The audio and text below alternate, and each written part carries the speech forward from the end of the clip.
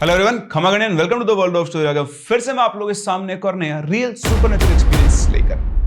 Paranormal में बहुत लोगों का इंटरेस्ट होता है, आपका भी है, मेरा भी है।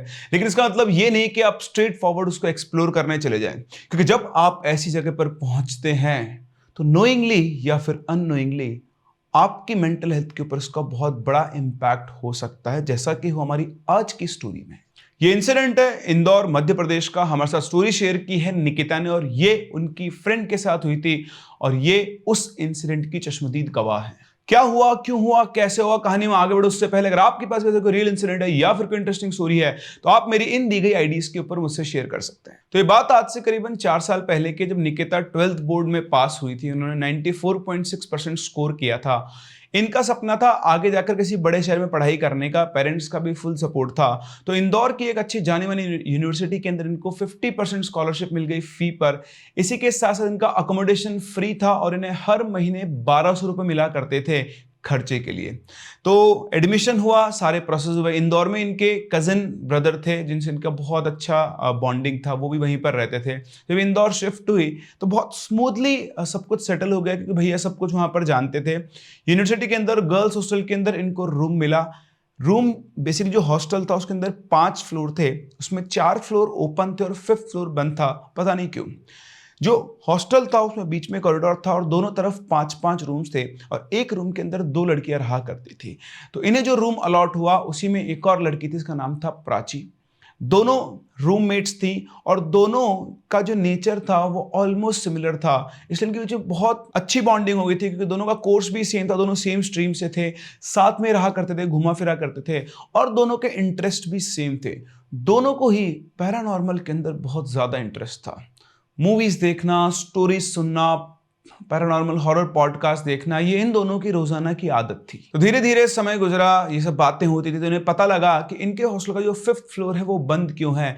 किसी ने बताया कि इनके 5th फ्लोर पर एक रूम है जो हमेशा से बंद है, और उस रूम में किसी की आत्मा रहती है। ये लोग 3rd फ्लोर पर रहते थे और इनको पता चला 5th फ्लोर के बारे में, और जब से इनको पता चला इनकी क्यूरियोसिटी बहुत बढ़ गई। निकिता को भी हॉरर स्टफ बहुत पसंद था, लेकिन उसकी एक बहुत सिंपल सा उसका फंडा था, क्योंकि उसने मेरी स्टोरीज देखी हुई हैं कि इन चीज़ों में, इन अनएक्सप्लोर्ड टेरिटरीज में तब तक नहीं जाना चाहिए तक आपको नॉलेज ना हो। सिर्फ एक्सप्लोर करने के लिए आप जाओगे तो नुकसान हो सकता है। लेकिन प्राची ने शायद कभी मेरी स्टोरी सुनी नहीं, वरना वो भी इन चीज़ों का ध्यान रखती। जी हाँ, वो निकिता के पीछे पड़ी थी। तो चलना यार, ऊपर चलकर देखते कैसा क्या है, आखिर क्यों 5th फ्लोर बंद है, लोग कह रहे कोई आत्मा है, मुझे तो लगता है ऐसा कुछ होता होगा, और अगर ऐसे ही वाकई में है तो सोच अपने लिए लाइफ टाइम एक्सपीरियंस होगा। तो निकिता ने उसको साफ साफ कहा कि सुन, मूवीज देख ली, पॉडकास्ट सुन लिए, दैट इज इनफ, वहां जाने की जरूरत नहीं है, ठीक है ना। और अगर तूने वहां जाने की कोशिश की तो मैं तेरे घर वालों को फोन करके बता दूंगी कि तू क्या सोच रही है। ये बात यहीं पे खत्म हो जानी चाहिए। तो इसके बाद ये बात वहीं पे खत्म नहीं हुई। खैर, प्राची समझ गई थी कि निकिता उस फ्लोर पे नहीं जाएगी, तो उसने उसको फोर्स भी नहीं किया। टाइम गुजरा, ये बात आई गई हो गई, एग्जाम खत्म हुए। एग्जाम के बाद एक वीक का हॉलीडे था। तो निकिता के गांव में इनके एक देवता हैं जिनको दूल्हा देव बोलते हैं, तो वहां पर एक बड़ी पूजा थी उनकी, तो उसको जाना था। तो उसने प्राची से बोला कि तू मेरे साथ चल, क्योंकि प्राची ने डिसाइड कर लिया था कि वो भी हॉलीडे पे घर नहीं जाएगी। तो उसने उससे कहा, तो बोलती कि नहीं यार, मैं तो यहीं पे रहूंगी, तू हो क्या। तो बोलते चलना है, तू अकेले यहाँ पे क्या करेगी, सब लोग ऑलमोस्ट जा ही रहे हैं। तो बोलती नहीं नहीं, मैं यहीं पे रहूंगी। तो बहुत ही एक्साइटेड थी किसी चीज़ को लेकर, वो चाहती कि जल्दी से जल्दी निकिता यहाँ से चली जाए। और जब उसने उससे पूछा तो उसने उस बात को टाल दिया। खैर, निकिता वहां से चली गई। 7 दिन के बाद वो वापस आती है और आकर वापस से प्राची से मिलती है। जब वो प्राची से मिलती है तो उसको प्राची के अंदर बिहेवियरल चेंजेस दिखते हैं। वो प्राची जो बहुत एक्सट्रोवर्ट थी, बहुत टॉकेटिव थी, वो अब बिल्कुल शांत शांत सी रहने लगी थी, अपने आप में ही खोई रहती थी। तो उसे लगा हो सकता है कुछ पर्सनल या फैमिली इशू होगा, इसने ध्यान नहीं दिया। लेकिन दूसरी चीज उसने नोटिस की, उस रूम की वाइब्स बहुत ही अजीब सी हो गई थी। एटमॉस्फेयर बहुत हैवी हो गया था, नेगेटिविटी सी यहाँ पर आ गई थी। मतलब आप किसी चीज पे कॉन्सेंट्रेट करना चाहो तो आप कॉन्सेंट्रेट नहीं कर पा रहे हो, बार बार आपको एक अजीब सी फीलिंग आ रही है। खैर, उसने इग्नोर किया कि हो सकता है वो बाहर 7-8 दिन बाहर हो करे तो एक अजीब सा एनवायरनमेंट लगता है कभी कभी। खैर, लेकिन असली चीजें शुरू हुई 2-3 दिन के बाद। 2-3 दिन के बाद रात को मेस से खाना खाने के बाद ये अपनी रूम के अंदर थी, और प्राची शायद कहीं गई हुई थी, और ये बैठी बैठी निकिता अपना फ़ोन देख रही थी, बेड पे लेटी हुई थी। तभी उसे अचानक से अपने रूम के बाथरूम से नल चलने की आवाज़ आती है। उसकी आवाज़ आती है, उसका ध्यान जाता है, वो उठकर जाती है वहाँ पे, गेट खोलती है क्योंकि वहाँ पर प्राची नहीं थी, तो बाथरूम में कौन हो सकता है। तो उसने देखा तो नल बंद था, फ्लोर बिल्कुल सूखा पड़ा हुआ था, लेकिन उसे पता था कि उसने पानी का नल खुलने यानी पानी गिरने की आवाज़ सुनी थी। तो लगे हो सकता है उसका वहम हो या फिर किसी और रूम से वो आवाज़ आ गई हो। अगले सुबह उसकी आंख खुली एक रोने की आवाज़ से। उसे किसी के रोने की आवाज़ आ रही थी और रोने की आवाज़ बाथरूम से आ रही थी। वो तो चौंक गई, उठ गई कि आखिर प्राची क्यों रो रही है। वो रूम में बाथरूम के पास गई, उसने नॉक किया, लॉक था बाथरूम अंदर से, कि क्या हुआ प्राची, तुम रो क्यों रही हो। लेकिन उधर से कोई आवाज़ नहीं आई थी, सिर्फ और सिर्फ रोने की आवाज़ आ रही थी। वो बार बार गेट को नॉक करती है कि क्या हुआ प्राची, क्या हुआ, बता दो सही, रो क्यों रही है। और तभी सामने रूम के मेन गेट से प्राची चलती हुई आ रही थी। तो देख के वो बिल्कुल शॉक्ड रह गई कि ये इधर तो बाथरूम के अंदर कौन। उसने पूछा कि तुम कहाँ थी, तो बोलती वो तो बाहर घूम रही थी। तो उसने बाथरूम में देखा अब रोने की आवाज़ बंद हो चुकी है। उसने गेट को कुछ खोलने की कोशिश की तो बाथरूम का गेट अब खुल गया था। वो गेट जो पहले से लॉक था, खुल नहीं रहा था, वो आराम से खुल गया। उसने अंदर देखा तो अंदर कोई भी नहीं था। उसके सेंसेस काम ही नहीं कर। उसने वापस से बजे देखा और बोला कि यार अंदर से किसी के रोने की आवाज़ आ रही थी। तो उसका रिएक्शन बहुत नॉर्मल सा था, है पागल है, रोने की आवाज़ कहाँ से, चल तेरा दिमाग खराब हो गया, इतना बोल के वो चली गई। वो तो चली गई, लेकिन यहाँ निकिता ने उसकी आंखों के अंदर एक अजीब सा डर पढ़ लिया था। खैर वो क्या कर सकती थी।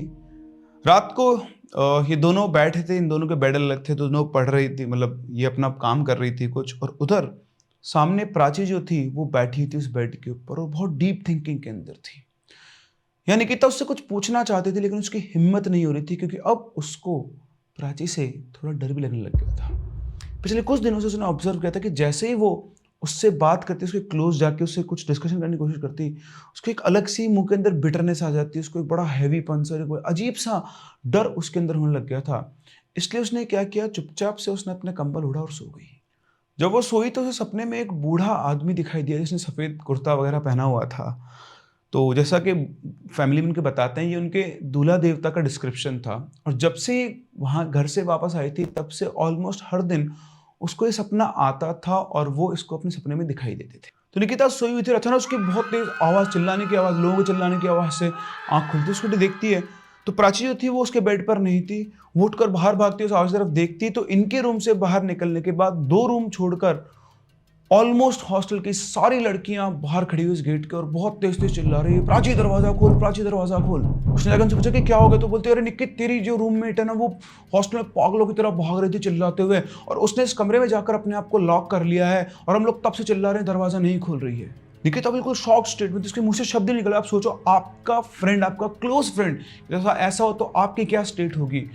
अब इतने में उनकी वार्डन आई गार्ड्स को लेकर, उन्होंने गेट तोड़ा और जैसे गेट तोड़ा तो सब लोग की आंखें फटी की फटी रह गई। सामने प्राची अपने हाथ में दुपट्टा लेकर पंखे से खुद को हैंग करने की कोशिश कर रही थी और जैसे उसे सबको देखा वो बहुत तेज से चिल्लाई, पूरा इस तरह से अपने फेफड़ों में पूरी जान जो थी उसे खींच दी। वो बहुत तेज चिल्लाई और रूम से सीधा भागने की कोशिश करी।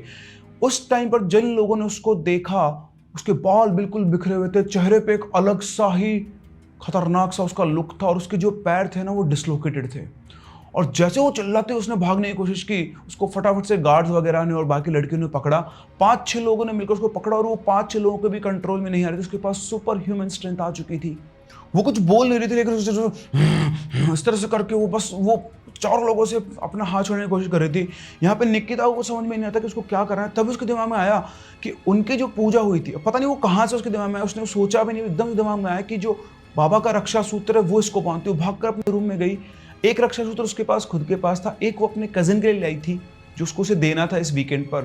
वो भाग कर गई अपने रूम में, उस ढूंढा रक्षा सूत्र, आई और उसको उसने अपनी फ्रेंड प्राची की कलाई पर बांध दिया और जैसे उसने उसको रक्षा सूत्र बांधा वो वहीं की वहीं बेहोश हो गई। उसके बाद उन लोगों ने उसको रूम में लाकर लिटा दिया और उसको जो उनका बेड था उससे दुपट्टे से हल्का हल्का बांध दिया ताकि दोबारा उठकर वहां से भागने की कोशिश ना करें। फिर प्राची के पेरेंट्स को इन्फॉर्म किया गया और वो लोग वहां पर आए। आने के बाद निकिता ने उनको सारी बातें बताई। तो इनका जो घर था वहाँ से 20-25 किलोमीटर ही दूर था, तो वो उसको अपने साथ में ले गए और निकिता उसने उसको 3-4 दिन तो कांटेक्ट करने की कोशिश की बट उधर से कोई रिप्लाई नहीं आया। 3-4 दिन के बाद उसकी मदर ने फ़ोन उठाया, उसने पूछा उनसे, तो उन्होंने बताया कि उसके लिए कुछ पूजा वगैरह करवाई है, अभी वो ठीक है लेकिन उसको फीवर है। तो इस पूरे इंसिडेंट के दौरान वो कांटेक्ट में तो रही उसकी मदर के साथ, उसकी बात प्राची से नहीं हो पाती थी। 1 महीने बाद प्राची वापस आई। जब वापस आई तो इनकी फैमिलीज़ ने आपस में डिस्कशन किया और कहा कि बच्चियों को यहाँ हॉस्टल में रखना सेफ नहीं है, एक काम करते कोई कोर्स तो पूरा करवाना है, अभी तो कॉलेज बाकी है, तो इनको कॉलेज के पास में एक अपार्टमेंट दिलवा देते हैं और ये वहीं पर रहेंगे। तो इस तरह से दोनों फ्रेंड्स वहाँ से शिफ्ट हुई और उसके बाद दोबारा कभी उस हॉस्टल के अंदर नहीं आई। जैसा आप लोगों को लग रहा है बिल्कुल वैसा ही निकिता के दिमाग में चल रहा था कि आखिर हुआ क्या था। अब हुआ क्या था वो मैं आपको बताऊं, उससे पहले आप लोग मेरा एक छोटा सा काम करना है। बस आप देखो, आपकी स्क्रीन के लेफ्ट कॉर्नर के ऊपर आपको एक ठेंगा दिखाई दे रहा होगा, तो मुझे सिर्फ आपसे एक ठेंगा चाहिए और कुछ भी नहीं चाहिए। फटाफट से एक ठेंगा दो और हम चलते हैं कहानी के अंदर आगे। चलें, तो ये शिफ्ट हुए, नॉर्मल हुई। उसने कुछ दिन तक प्राची को बिल्कुल डिस्टर्ब नहीं किया कि वो चाहती थी कि उसकी फ्रेंड ठीक हो। बिल्कुल जब वो नॉर्मल हो गई तो एक दिन दोनों बैठे हुए थे और निकिता ने उससे पूछा कि यार प्राची एक बात बता, आखिर वहाँ पर हुआ क्या था। तो उसने बताया कि यार जब तूने 5th फ्लोर पे जाने से मना कर दिया था ना, तो मैं थोड़ा अपसेट हो गई थी कि मुझे ऐसा लगा था कि तुझे भी उतना ही एक्साइटमेंट होगा जितना मुझे है। लेकिन तेरे जाने के बाद मेरी एक और उनकी फ्रेंड थी, उसने उससे बात की और वो वहाँ जाने के लिए तैयार हो गई। तो इन दोनों ने प्लान किया, क्योंकि अगर तू यहाँ होती तो मुझे नहीं जाने देती, तो जब निकिता छुट्टी पर अपने गाँव चली जाएगी तब हम लोग 5th फ्लोर पर एक्सप्लोर करके आएंगे। तो उसने आगे बताया कि जिस दिन निकिता अपने गांव चली गई थी उसी रात को दोनों दोस्त 5th फ्लोर पर पहुंचे सब लोगों के सो जाने के बाद। वो लोग वहां पर पहुंचे, वहां अंधेरा था, लेकिन एज सच उनको कोई पैरानॉर्मल था, बट बहुत ही नेगेटिव और बहुत ही डेंस सी वहां पर फीलिंग थी।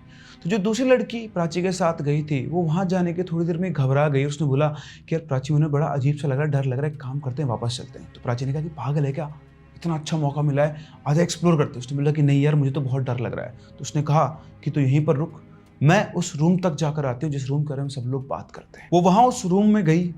उस रूम का जो ताला लगा हुआ था, लेकिन ताला है तो उसमें जंग लगी थी। उसने 2-4 बार खींचा तो खुल गया। उसने रूम खोला, अंदर जाकर देखा तो रूम में बिल्कुल डार्क था, बिल्कुल डार्क, बहुत ही गंदा सा हो रखा था, बहुत अजीब सी नेगेटिव में वाइब्स थी। तो थोड़ी देर से उसने रूम में गुजारा तो उसे भी डर लगा, वो भी निकल के वहाँ से आ गई।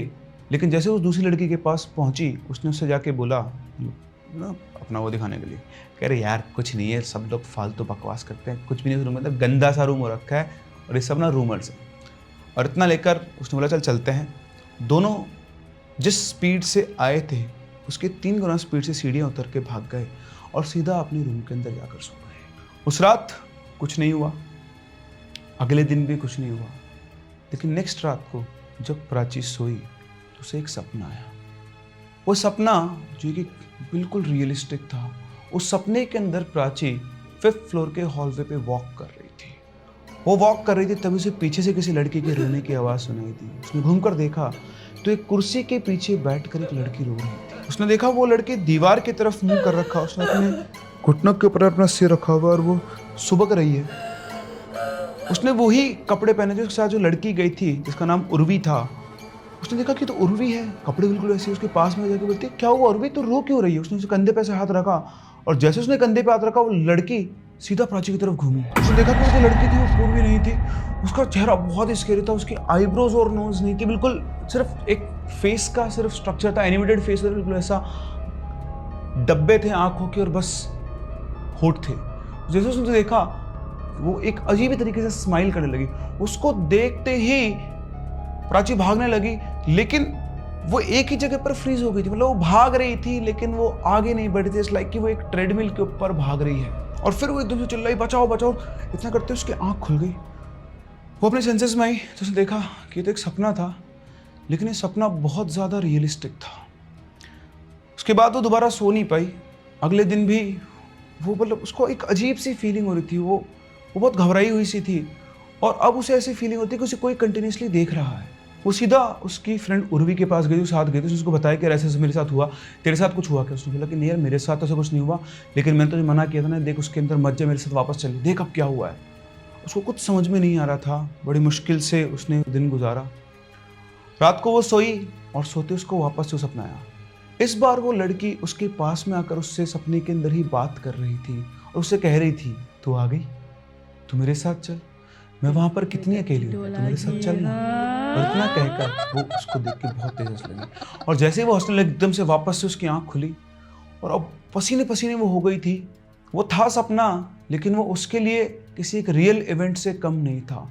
ऐसा लग रहा था कि किसी ने उसका दिमाग कंट्रोल कर लिया है और उसके सामने एक विजुअलाइजेशन यानी मूवी चल रही है। वो इसी चीज़ के बारे में सोच रही थी कि सपना कैसे आ रहे हैं मुझे, और तभी उसके गेट के ऊपर 2 बार नॉक हुई। वो घबरा गई। वो उठकर बाहर जाने की उसमें हिम्मत नहीं थी, लेकिन फिर से एक और बार नॉक हुई तो लगा कि शायद कोई हो सकता है। वो चिल्ला गई, वो सोते हुए, तो उसके कोई आया उसके पास में। वो उठ के उस गेट के पास गई। जाके उसने गेट खोला तो गेट पर कोई भी नहीं था। उसे बड़ा अजीब सा लगा। डीप डाउन उसको पता था कि यहाँ पर कुछ तो गड़बड़ चल रही है। उसने गेट बंद किया, वापस अपने रूम बेड पे आकर बैठ गई और ये सोचने लगी कि शायद वहाँ जाकर उसने अपनी ज़िंदगी की सबसे बड़ी गलती कर दी है। नेक्स्ट डे से उसको शैडोज़ दिखने लगी ना, आई के कॉर्नर से शैडोज़ दिखने लगी। उसके रूम के गेट नॉक होने लगे। जब वो बाथरूम में होती तो बाथरूम में गेट नॉक होता। जब वो रूम में अकेली होती तो बाहर से उसको कोई गेट नॉक कर रहा है। उसके लिए चीज़ें बढ़ना शुरू हो गई थी। नेक्स्ट रात जब वो वापस से सोई तो उसको फिर से वही सपना आया, लेकिन इस बार सपने में वो 5th फ्लोर पर नहीं थी, वो अपने रूम के अंदर ही थी। उसे सपने में दिखाई दिया कि उसके बेड के पास में कोने के अंदर वही लड़की बैठ के वापस से रो रही है और वो कह रही है कि यहाँ बहुत अकेला है, मुझे यहाँ पर लोगों ने बंद कर दिया है, मैं यहाँ बहुत अकेली हूँ, तुम मेरे साथ चलो। तो उसकी आँख खुल गई। उसकी जब आँख खुली तो वो दीवार की तरफ मुंह करके लेटी थी। उसने करवट ली हुई थी, हाथ ऐसे सिर पे रखा हुआ था और वो चाहकर भी पीछे घूम नहीं पा रही थी। उसके हाथ में बहुत तेज दर्द हो रहा था, वो घूमना चाह रही थी। समहाउ उसने एनर्जी लगा के उसने करवट ली और जैसे करवट ली वो लड़की उसकी आंखों के सामने एग्जैक्टली उसी स्पॉट पर बैठी हुई थी जहां उसने उसको सपने में देखा था। उसको देखते ही प्राची बिल्कुल फ्रीज हो गई। वो लड़की उसकी तरफ देख रही थी और स्माइल कर रही थी। प्राची के सेंसेस बिल्कुल उसका चेहरा फ्रीज हो गया, कुछ बोल नहीं पा रहे थे और उसकी आंखों से आंसू गिरने लगे। प्राची बिल्कुल हेल्पलेस थी, वो कुछ भी नहीं कर पा रही थी। और तभी वो लड़की अपनी जगह से खड़ी हुई। उसने प्रॉपर एक गुलामाटी मारी और सीधे उसके बेड के ऊपर आकर उसके ऊपर खड़ी हो गई और उसको देखकर बहुत तेज हंसने लगी। और वो प्राची के साथ खेल रही थी। वो बिल्कुल से प्राची के फेस के पास में आती, फिर दूर चली जाती, फिर पास में आती, फिर दूर चली जाती। प्राची को कुछ समझ नहीं आ रहा था। वो ऐसा उसको कोई पैरालिसिस हो गया है। फिर पता नहीं कहाँ से एकदम से दिमाग में आया, उसने अपनी आंखें बंद की और मन ही मन के अंदर वो हनुमान चालीसा पढ़ने लगी। बट वो हर मोमेंट पर फील कर पाती, जैसे वो लड़की उसके पास में थी, एक अलग ठंडी सी हवा उसके चेहरे पर थी, फिर एकदम से वो दूर चली जाती। उसने पूरी हनुमान चालीसा पता नहीं कितनी बार पढ़ी, कितनी देर तक चलता रहा। उसने सारे भगवान के नाम लिए, अपनी सारी स्ट्रेंथ गैदर की और वो बहुत तेज चिल्लाई। और जैसे ही वो बहुत तेज चिल्लाई, पूरे हॉस्टल के अंदर उसकी चीख गूंज गई। उसकी चीख सुनते ही बहुत सारी लड़कियां रूम से निकलकर उसका गेट बजाने लगी। और जैसे उसका गेट बजना शुरू हुआ, वो लड़की एकदम से उठी और सीधा बाथरूम के अंदर जाके बाथरूम की तरफ भाग गई। बाथरूम के अंदर भाग गई। उन्होंने गेट खोला। गेट खोल के वो सब प्राची के पास है। उन्होंने से पूछा कि क्या हुआ। प्राची ने घूम के बाथरूम में गेट की तरफ देखा तो वो साया प्राची को देख रहा था और उसने अपने मुंह पर इस तरह से हाथ रखा। ये बताते बताते goosebumps was that scary. Prachi बुरी तरह से घबरा गई थी। उसने किसी को कुछ नहीं बताया। बोला कि नहीं यार कुछ नहीं, बस मैंने एक बुरा सपना देखा था। और इसके बाद प्राची समझ गई थी कि इस रूम में वो अकेली नहीं है, वो जो भी कोई है वो भी इनके साथ रह रही है और उसका ठिकाना वो बाथरूम है। प्राची ने उनसे कहा कि यार मुझे थोड़ा डर लग रहा है, मेरा सपना बहुत खतरनाक डरावना था, क्या मैं तुम्हारे साथ किसी के साथ सो जाऊँ। तो उन्होंने बोला कि हाँ चला मेरे साथ। तो वो एक दूसरी लड़के के साथ जाके उसके रूम के अंदर सो गई। उसके नेक्स्ट डे ही निकिता वापस से आ गई। तो उसने बताया कि तू वापस आ गई थी और तेरे आने के बाद वो जो भी एंटिटी थी वो रूम के अंदर नहीं आती, वो या तो बाथरूम में रहती थी या बाहर घूमती थी और बाहर वो मुझे परेशान करती थी। वो कभी उसके पास आके रोती थी, कभी हंसती थी। वो इवन उससे बात करती थी, वो कहती कि तू चलना मेरे साथ, अपन दोनों ऊपर रहेंगे, मैं वहाँ पे बहुत अकेली हूँ, अपन दोनों मस्ती करेंगे, इसको यहाँ से भगा देना। तो इस तरह की चीज़ें उससे बोला करती थी। तो उसने एक और बात बताई कि वो ये भी बोलती थी कि इस बुड्ढे को यहाँ से भगा देना, ये मुझे इस रूम के अंदर नहीं आने देता है, ये इस लड़की के साथ में है। बट प्राची को कुछ समझ नहीं आता था कि कौन से बुड्ढे की ये बात कर रही है। तभी निकिता को रिकॉल हुआ। उसने बताया कि यार मैं अपने कुल देवता का धागा बांध के आई थी और मुझे वो रोज़ाना सपने में दिखाई देते थे और शायद इसीलिए वो तुझसे ये कहती थी कि इस बुड्ढे को यहाँ से भगा दे, क्योंकि वो जो सफ़ेद कुर्ते के अंदर उसको दिखाई देते थे वो हमारे कुल देवता थे। और यहाँ निकिता की आस्था अपने कुल देवता के ऊपर और ज़्यादा स्ट्रांग हो गई, क्योंकि जो चीज़ प्राची बता रही थी वो निकिता को बिल्कुल नहीं पता। फिर उसने पूछा कि फिर उस दिन क्या हुआ था जिस दिन हॉस्टल के अंदर तू उस तरह से भाग रही थी। तो उसने बोला कि यार मुझे ज़्यादा कुछ तो याद नहीं है, मैं रात को सोई हुई थी, मैंने ये फील किया कि कोई मुझे बुला रहा है। मैं उठना नहीं चाहती लेकिन मैं अपने आप उठी, रूम का दरवाज़ा खोला और जैसे ही हॉलवे में पहुंची तो मुझे वही लड़की दिखाई दी। वो लड़की मुझे देखकर बहुत ज़ोर-ज़ोर से हंस रही थी और उसके बाद उसे कुछ भी याद नहीं है। उसके बाद जब वो उठी तो उसे बेड पे बांधा हुआ था और उसके पेरेंट्स अपने साथ ले गए थे। उसके हाथ में एक धागा बंधा हुआ था, तो निकिता ने बताया कि हाँ, वो धागा मैंने ही उनको दिया था और मैंने उनसे कहा था कि जब आप अपने घर के अंदर जाओ तो इस धागे को खोल देना, क्योंकि ये हमारे कुल देवता का धागा है। तो उसने प्राची ने फिर आगे बताया, अच्छा। तो उसने बताया कि जैसे ही हम लोग घर पहुंचे, मेरे हाथ से वो धागा खुला, वो लड़की वापस से मेरे पास आ गई और उसने मुझे पसेस कर लिया। इसके बाद की सारी बातें इनकी मम्मी ने और निकिता को बताई, इनकी जो बातचीत हुई होगी, मतलब उसको भी बताई होगी, ऑब्वियस सी बात है। तो इस तरह से उसको बताया कि जैसे उसके हाथ से वो कवच खुला, रक्षा कवच, उस लड़की ने वापस उसको पजेस कर लिया और वो सबको धक्का मार के इधर भागने लगी। वो सीधा किचन की गई, अंदर गई, उसने एक चाकू उठा लिया और वो प्राची को मारने की कोशिश की। बड़ी अजीब तरीके से वो कभी हंसने लग जाती, कभी रोने लग जाती और उसने बस वो खुद को मारने की कोशिश की। बड़ी मुश्किल जाकर उन्होंने उसको पकड़ के उन्होंने उसको एक कुर्सी बिठा के बांधा और फिर इनके कोई जानकार पंडित जी थे, इन पंडित जी को वहाँ पर बुलाया। वो पंडित जी आए, उन्होंने उसको देखा, अपना कुछ पूजा वूजा का सेटअप किया और वो अपने मंत्र वगैरह पढ़ने लगे। उधर वो प्राची बैठी उस पंडित जी को देख रही थी और हंस रही थी, जैसे उसको किसी को डर ही नहीं है। और वो कह रही थी, मुझे मांस दो, मुझे मांस दो। बड़ी अजीब तरह से बिहेव कर रही थी। यहाँ पंडित जी अपनी पूरा मंत्र वगैरह पढ़ रहे थे और करीबन 1-1.5 घंटे की मेहनत के बाद पंडित जी ने हथियार त्याग दिया। उन्होंने कहा, मुझसे ये नहीं हो सकता, ये बहुत शक्तिशाली आत्मा है, मैं इसको इसके शरीर से बाहर नहीं निकाल सकता, लेकिन यहाँ से 2 घंटे दूरी के ऊपर एक बाबा हैं जो इसका इलाज कर सकते हैं। शाम के 4-5 बज चुके थे। उन्होंने कहा जितना जल्दी हो सकता है इसको उनके पास ले जाओ, वही इसको ठीक कर पाएंगे। तो इनके पेरेंट्स ने कहा, ऐसे हालत में इसको कैसे लेकर जाएंगे? तो कहा ठीक है, मैं उनसे बात करता हूँ, आप लोग निकलो यहाँ से उनको लेने के लिए। रास्ता बता, उन्होंने एड्रेस बता दिया था। जैसे उन्होंने फ़ोन कर दिया तो वो भी आने को तैयार हो गए। उनके जो कज़िन वगैरह थे वो उनको लेने गए और लेकर ही वापस आए।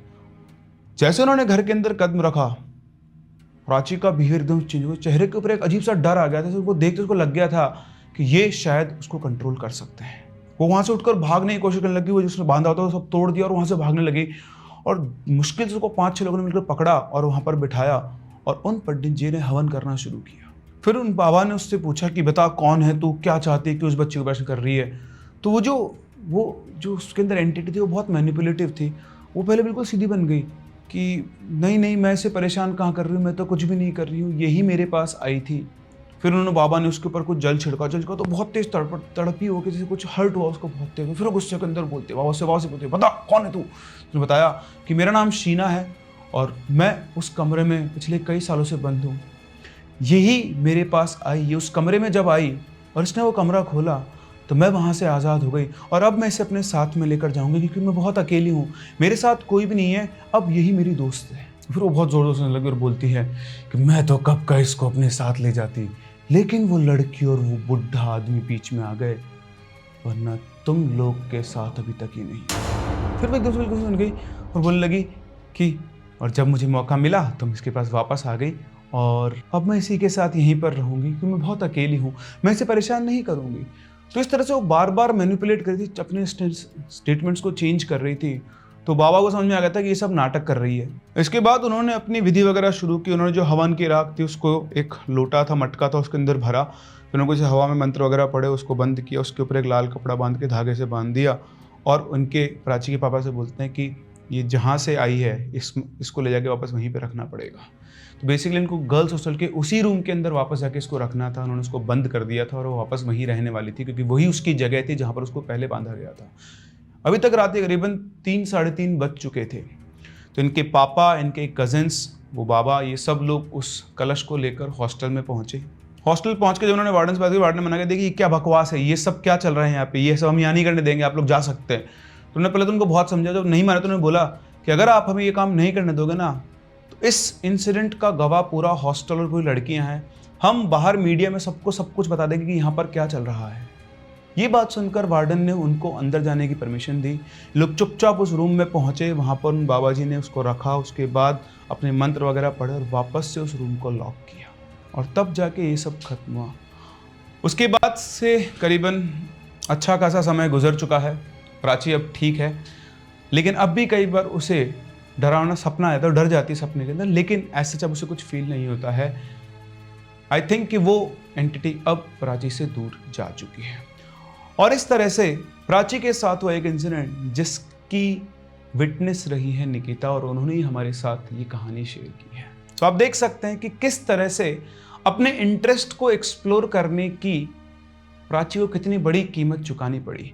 वो तो समय रहते और निकिता के कुल देवता की वजह से वो बच गई, वरना ऐसा भी हो सकता था कि उसे अपनी जान गंवानी पड़ती। इसीलिए मैं कहता हूं कि आपका पैरानॉर्मल में इंटरेस्ट हो सकता है, आपको हॉन्टेड प्लेसेस को एक्सप्लोर करने का शौक होगा, लेकिन वो ना कीजिए। क्यों? क्योंकि आप नहीं जानते कि आप वहां पर किस तरह की एनर्जी से इंटरैक्ट कर सकते हैं। दूसरी चीज़, जो लोग ये करते हैं वो पहले प्रैक्टिस करते हैं, उनका मेंटल लेवल उतना वो स्ट्रांग करते हैं कि कोई भी एंटिटी उनको अफेक्ट ना कर पाए। जैसा कि आपने इस इंसिडेंट के अंदर देखा, यहाँ पर कुछ भी पहले रियल नहीं था। वो जो एनर्जी थी वो कनेक्ट हुई इसकी ब्रेन से, उसने समहाउ इसके ब्रेन को कंट्रोल किया, फिर उसको हेलुसिनेट करना शुरू किया, फिर उसको विजुअलाइजेशन आए। हो सकता है रियल में सब कुछ भी नहीं था, लेकिन उसका मेंटल जो कैप्चर उसने किया था वो इतना स्ट्रांग था कि शी वॉज थिंकिंग कि वो उसे दिख रही है, चाहे वो शायद उसको दिख नहीं रही थी। लेकिन जहाँ वो थी वहीं पर निकिता भी थी, जिसके साथ एक प्रोटेक्टिंग पॉजिटिव पावर थी। उस एंटिटी ने उसको भी कांटेक्ट करने की कोशिश की, उसको डिस्टर्ब करने की कोशिश की, लेकिन वो नहीं हो पाया। यहाँ पर दो लोगों के जो मेंटल बैरियर्स थे उसका भी बहुत बड़ा डिफरेंस था। लेकिन एनी हाउ, जो गलती प्राची ने की, ऐसी गलती कोई भी ना करे, ये मेरी आप सबको सलाह है। आप लोगों के क्या व्यूज है मुझे कमेंट सेक्शन में जरूर बताएं। हम लोग मिलते हैं अपनी अगली कहानी में, तब तक के लिए keep loving and keep listening.